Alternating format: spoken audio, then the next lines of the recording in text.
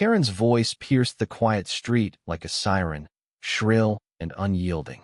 "You're parked so close to my driveway, I can't even back out. You inconsiderate moron," she barked, her jowls quivering with indignation as she loomed over my car, her floral muumuu straining at the seams.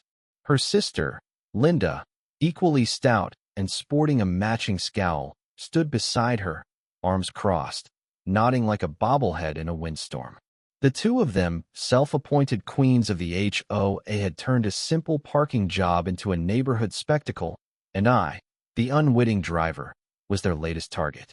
It was a typical Thursday evening in our sleepy cul-de-sac, where the biggest drama usually involved someone forgetting to mow their lawn. I'd parked my sedan a hair closer to Karen's driveway than usual, not blocking it, mind you, just close enough to make her notice. I figured it'd be fine. I'd be gone in an hour after dropping off some groceries for my elderly neighbor, Mrs. Chun. But Karen and Linda, the HOA's unofficial enforcers, had other plans. They'd been itching for a fight ever since I moved in 6 months ago, a single guy in his 30s who didn't bow to their every whim. To them, I was an outsider, a rule breaker, a threat to their meticulously curated suburban empire. "You think you can just park wherever you want?" Linda chimed in, her voice dripping with the same venom as her sister's. She adjusted her oversized sunglasses, perched atop her head like a crown of entitlement. "We have rules for a reason. This is a community, not a free-for-all." I couldn't help but laugh, a short, incredulous bark that made Karen's eyes narrow. "A safety hazard? Karen, my car's not even touching your driveway. You could fit a semi-truck through there." I gestured to the ample space between my bumper and her pristine asphalt. But Karen wasn't having it. She planted her hands on her hips, her face reddening as she leaned closer, her breath heavy with the scent of stale coffee. "Don't you dare talk back to me. I've lived here for 20 years. I know the rules, and you're breaking them." The absurdity of it all was almost comical, but the stakes were rising. Neighbors peeked out from behind curtains, drawn by the commotion. Mrs. Chun, bless her, hobbled out onto her porch, clutching her walker, her eyes wide with concern. "Is everything okay, James?" she called, her voice frail but steady. Before I could answer, Linda spun toward her, pointing a manicured finger. "Stay out of this, Mrs. Chun. This doesn't concern you." The sheer audacity of snapping at a sweet 80-year-old woman made my blood boil, but I held my tongue. Escalating with the Karen sisters was like wrestling a pig in muddy. You'd both get dirty, but they'd enjoy it. Within minutes, the wail of sirens cut through the air, and a police cruiser rolled up. 2 officers stepped out, a tall, no-nonsense woman named Officer Ruiz and her partner, Officer Daniels, a stocky guy with a tired expression.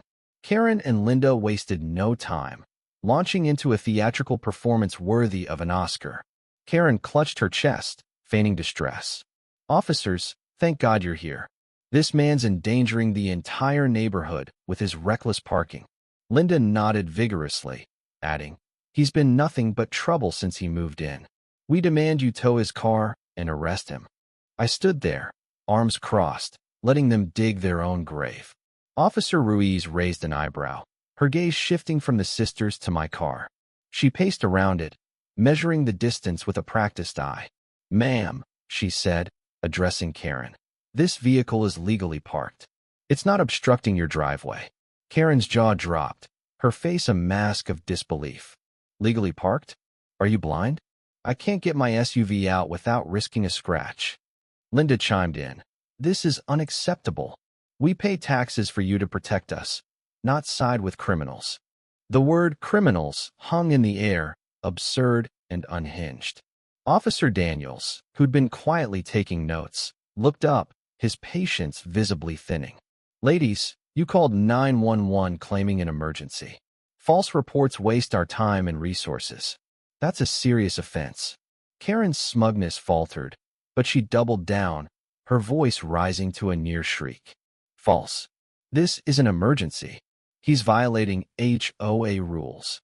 She thrust a crumpled copy of the HOA handbook at Officer Ruiz, who didn't even glance at it. I decided it was time to speak up. "Officers, I parked here to drop off groceries for Mrs. Chun. I checked the street lines, and I'm within the legal limits. These two have been harassing me for months over petty things. I kept my tone calm, factual, letting the sisters' hysteria speak for itself. Mrs. Chin nodded from her porch, her voice trembling but firm. James is a good boy. He helps me all the time. They're just mad because he doesn't follow their silly rules. The officers exchanged a glance, and I could tell they'd seen this type before. Karen and Linda, oblivious to the shifting tide, kept ranting, their voices overlapping in a cacophony of complaints. He's a menace. He's lowering property values. We deserve respect. But the more they talked, the deeper they sank. Officer Ruiz held up a hand, silencing them. Ma'am, I'm going to need you to calm down. We've confirmed the vehicle is legally parked. You called 911 under false pretenses, which is a misdemeanor in this state. Karen's face went from red to ghostly white, her mouth opening and closing like a fish out of water. Linda, ever the loyal sidekick, tried to salvage the situation. This is outrageous. We're the victims here. But Officer Daniels was already pulling out his notepad again, scribbling something. We're issuing you both a citation for filing a false police report, he said, his tone flat but firm. And if we get another call like this, it could mean arrest. The word arrest hit them like a freight train. Karen's bravado crumbled, her hands trembling as she clutched her phone. Arrest? You can't be serious. We're upstanding citizens. But the officers weren't swayed. They handed over the citations, explained the fines, and warned them about further consequences. The neighbors, now openly watching from their lawns, whispered among themselves, some stifling laughs. Mrs. Chin shook her head, muttering, "Serves them right." As the officers returned to their cruiser, Karen turned her fury on me, her voice low and venomous. "This isn't over, you little punk. You'll regret crossing us." I just smiled, leaning against my car.